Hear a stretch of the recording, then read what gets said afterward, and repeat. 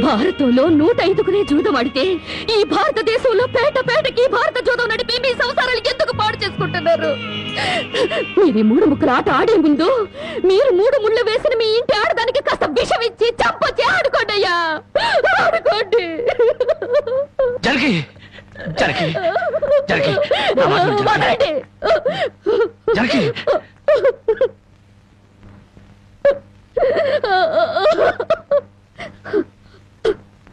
బామ్మ, నేను మోసపోయాను. ఆయన్ని మనిషిగా మంచివాడిగా మార్చగలిగానని సంబరపడ్డాను. కానీ అదంతా అబద్ధం, భ్రమ.